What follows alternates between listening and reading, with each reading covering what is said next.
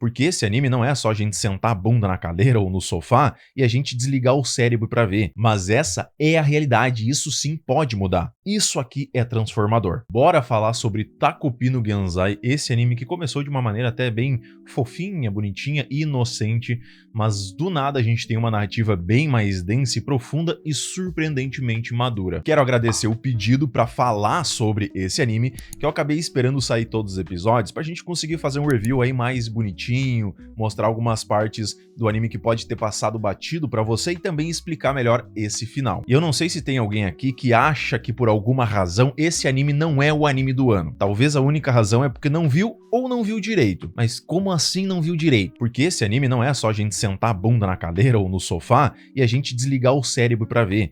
A gente tem que viajar junto pra entender o sentimento que tá sendo transpassado ali pra gente, o que o personagem tá sentindo, pra gente literalmente entender que dor é essa, de onde ela vem, as referências mostradas e as ligações delas também com a nossa própria realidade e várias outras coisas bem complexas. Não pra menos que ele foi o anime com a maior nota nessa temporada de julho e até agora a maior nota do ano inteiro, que eu acredito que vai ficar por aí, não vai ter nenhum outro que vai vir pra bater ele. E a única questãozinha ali que o pessoal achou de ruim, vamos assim dizer, pra falar sobre, é que eles não aconselhariam pra alguém que já teria passado por uma situação dessas e por não ter nenhum aviso antes. Esse aviso tá literalmente no início do anime em preto e branco, então isso não dá pra reclamar. Que personagem que deu uma raiva no início, o bicho chato, só que depois a gente começa a gostar dele, a gente ama, e aí deixa saudade porque ele partiu como um herói. O Takopi, sendo um alienígena totalmente ingênuo vindo do planeta da felicidade, chegando à Terra com o objetivo de espalhar alegria, até se deparar com a Shizuka, uma garotinha vítima de bullying, e que por consequência disso acaba sofrendo de depressão. E aí ele faz de tudo pra colocar um sorriso no rosto dela com o auxílio das suas mais variadas ferramentas mágicas. E o que começa com uma tentativa de cura acaba se transformando numa bola de neve tão gigantesca ao longo do tempo, com mais e mais problemas. E o curioso é que essa história ela não começa do início, ela começa pelo meio. Mas é isso também que acaba nos entregando aí o maior plot twist dessa história. E antes de qualquer julgamento com o nosso mini-herói rosinha aqui, a gente tem que entender que o Takopi ele é uma certa personificação da ingenuidade, da pureza, e ele não compreende o que é dor, abandono nem maldade. E a Shizuka, por exemplo, ela também não entende por que a mãe dela tá ausente, por que o pai abandonou, ou por que os seus colegas ficam machucando ela. Mas o Takopi entende menos ainda, porque esses conceitos de bom e ruim para ele simplesmente não existem. Lá no mundinho dele só tem espaço pro que é mais alegrinho. Isso fica mais claro lá no final, quando nem a mãe dele sabe o que é o ato de levar alguém para o descanso eterno, mostrando que tudo isso é estranho demais para eles que vivem num planeta onde a dor foi praticamente que abolida. Agora, como explicar então a crueldade humana? Como traduzir isso para alguém tão puro? A forma como as outras crianças acabam tratando ela, esse egoísmo gigantesco dos adultos em não assumir a responsabilidade, o que acaba moldando a vida desses pequeninos. Como justificar esse mundo quebrado que a Shizuka enfrenta como uma rotina? E mesmo cheio de boas intenções,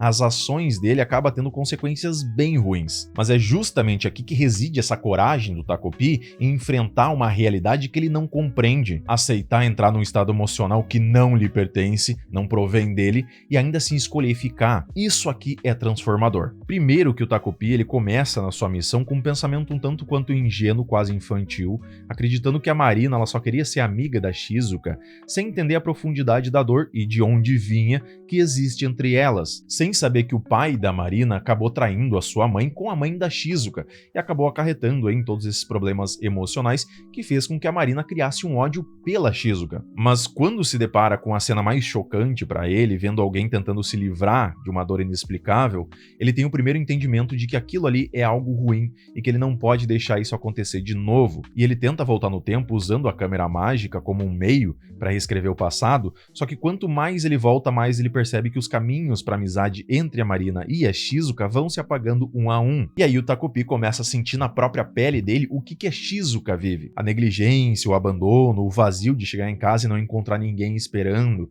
E mesmo fazendo de tudo, até ajudando ela na escola para não cair em brincadeiras, em piadas, tudo acaba se tornando mais difícil, porque a gente vê vê que não é só a Shizuka que carrega esse peso dos problemas. A Marina também tem questões familiares, e não é só a traição entre os pais que afeta ela.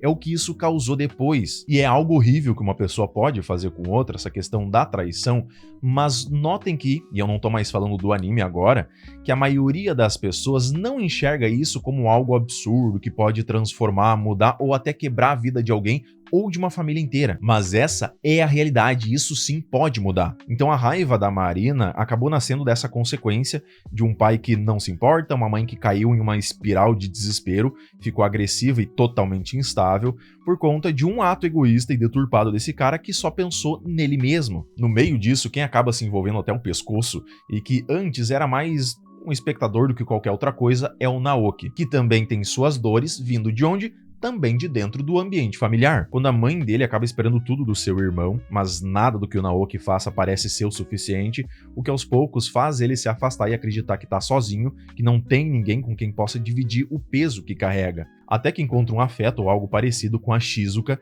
que pede ajuda para se livrar do corpo da Marina. E o Takopi, mais uma vez, sente essa dor na pele, porque foi ele que empacotou a Marina e acaba assumindo a sua forma, vivendo como ela, descobrindo que por trás da máscara de agressividade também tinha uma criança que sofria, que também estava perdida. E aí a gente já estava pensando, né, que não, então esse era o pecado, aí o verdadeiro pecado do Takopi.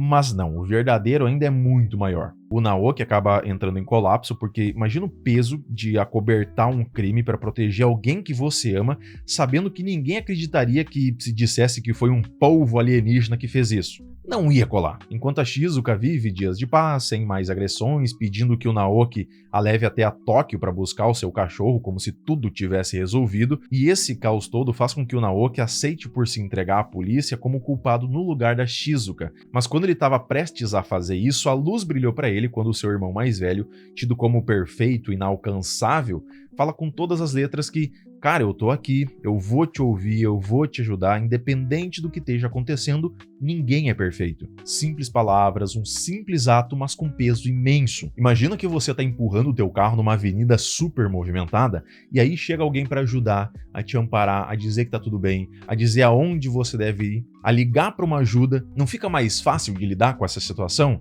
Não tira nem um pouquinho do peso mental? É exatamente isso que aconteceu aqui, fazendo com que o Takopi e a Shizuka acabassem indo sozinhos para Tóquio em busca do cachorrinho que acreditavam que estaria com o pai dela.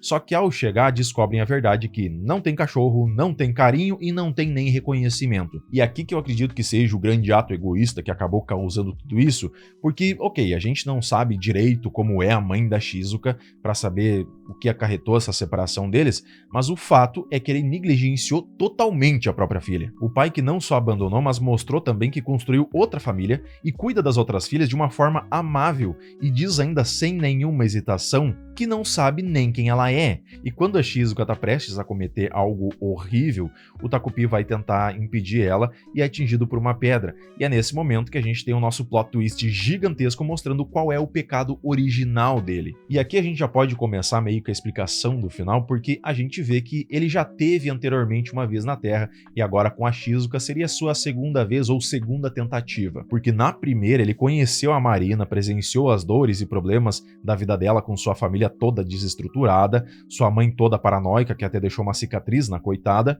e até havia começado também a mudar o próprio comportamento da Marina quando ela fala que vai ser uma mãe melhor. E o Takopi fez uma comparação dizendo que ela estava imitando a própria mãe, por isso ela batia e o maltratava tanto porque ela queria ser igual. É como se ele tivesse colocado um espelho na frente dela e mostrado que se ela continuasse pelo mesmo caminho, fazendo as mesmas coisas, ela ia se tornar igual à mãe dela, mesmo que esse comportamento seja proveniente de uma criação bem complicada que ela teve. Só que mesmo assim, mesmo nesse outro caminho, acaba em uma situação terrível, com a Marina não encontrando a felicidade e terminando anos depois da mesma forma, gerando um sentimento de culpa no Takopi, fazendo ele voltar para o seu planeta e usar um relógio que volta muito tempo no passado para acabar com a Shizuka, que ele entendeu que ela era o problema para Marina não ter sido feliz, já que o Naoki gostava da Shizuka e não dela. Nesse momento é que ele mostra ter criado um comportamento diferente e cheio de frustração e desespero, que ele até usa um dos seus tentáculos para dar um tapa na sua mãe. E é aqui que ele entende que a tentativa de apagar o sofrimento é na realidade uma negação da realidade, e isso acaba tornando ele responsável por um novo ciclo de dor, viajando no tempo, só que agora encontrando a Shizuka e não a Marina. Só que como as memórias dele foi parcialmente perdida no processo, ele acaba carregando a mesma ideia de fazê-la feliz, e só recordou de tudo isso porque a Shizuka antes tinha batido uma pedra na cabeça dele. E aí sim, de fato, no último episódio, depois que ele volta de Tóquio, tenta pedir a ajuda do Naoki, mas vejam que aqui é a primeira vez que ele fala o que realmente está sentindo. Ele olha para si mesmo e diz que não consegue, que é leigo em diversas situações, e começa a questionar por que mesmo as pessoas sendo ruins, ele ainda quer fazê-las felizes. Simples palavras, mas totalmente transformadoras, essas do Naoki, quando ele diz que, poxa cara, mas todo mundo tem um lado bom e um lado ruim, todo mundo tem seus problemas, dificuldades e complicações. Falando também dos seus medos depois, dos traumas, dizendo que gostava que o Takupi o admirava, entregando ainda até a câmera mágica que tinha estragado e pedindo que, se ele conseguisse voltar no tempo, falasse então pro Naoki mais novinho que ele deveria falar e brigar mais com o seu irmão. E quando a Shizuka tá voltando de Tóquio, eu não sei se vocês viram, mas aparece umas notícias de duas garotas desaparecidas, sequestradas e encontradas depois com vida. Nesse caso, foi a Shizuka que acabou raptando as duas meia-irmãs, porque ela acreditava ali que o cachorro podia estar, acho que, na barriga delas, ou alguma coisa assim. Mas ela volta, não me pergunte como ela não foi presa, mas enfim, segue a história, e o Takupi falando de novo abertamente que ele sabe que ela teve uma vida difícil, sozinha, por muito tempo, e chega, enfim, a vez, então, da Shizuka botar tudo pra fora e perguntar o que ela devia ter feito, então, em todas essas situações, porque ninguém tava com ela e muito menos explicaram como as coisas funcionam. E agora sim, de vez, o Takupi entendeu que ele tentou achar soluções, mesmo não sabendo realmente o que estava acontecendo com ela, porque não ouviu ela, os problemas reais, e só tentou adivinhar o que estava acontecendo. E aqui deu para sentir o desabafo, a tirada de peso das costas de ambos, evoluindo para uma superação da maior parte dos problemas e sentimentos ruins, já que a Marina ainda estava falecida, mas o polvo que foi de chato agora chega herói, quando mostra que ele pode usar a sua própria vida para fazer a câmera funcionar mais uma vez, sabendo que ele vai arrancar um sorrisão grandão do rosto dela, contudo retornando uma última vez no passado, só que agora de forma diferente, já que ele plantou no coração dos três algo que mudou eles completamente, já que o Naoki conseguiu brigar com seu irmão, mostrando que agora ele tá falando com ele sobre seus problemas e demais coisas, conseguindo até no processo mais amigos. Já a Marina, quando ia bater na Shizuka, fazer aquele bullying de sempre, conseguiram achar um assunto que não mais as unia por ódio, mas sim pela lembrança do polvinho que estava desenhado no caderno, e ambas sabiam como ele era, mesmo sem saber quem ele era. Aqui eu acredito que faria um pouquinho mais de sentido da Shizuka dialogar com a Marina, da mesma forma que ela fez, que o Takupi e o Naoki também fizeram, dizendo algo como: vai tirar satisfação com meu pai, eu também tô sofrendo, eu também tenho problemas. Mas no fim deu para entender que esse algo plantado no coração delas as uniu agora como talvez amigas, porque a felicidade vem do diálogo Pi. Mesmo com todos os problemas nas famílias, elas poderiam sim ser amigas ou simples colegas, aliviando essa carga emocional. Esse foi o fator crucial que, quando começou a ser utilizado, que foi nesse último episódio, mudou completamente a história, nos dando um final muito mais para um lado silencioso do que de fato super feliz, porque essas expressões com o olho mais fechado demonstram, assim como foi em todo o anime, que eles ainda têm os seus problemas. No final dessa história complexa, mas que enfatiza o poder do diálogo e a ideia de que a verdadeira empatia exige mais do que ação, ela exige compreensão, que não basta querer o bem, é preciso entender o que é o mal. E esse ciclo de dor vai ficar se repetindo para sempre, e sem uma mudança interna o resultado vai ser sempre o mesmo. Então, mesmo com uma segunda chance, o Takupi falhou porque o problema nunca foi o tempo, mas sim o entendimento que ele ia conseguir através do diálogo. Mas é isso aí, pessoal, muito obrigado por terem chegado até aqui, espero que tenham gostado do vídeo, e não esquece de curtir para dar aquela mega força pro canal, e se inscrever para não perder nenhuma indicação, review e novidades sobre mundos animes. Meu muito obrigado, e valeu!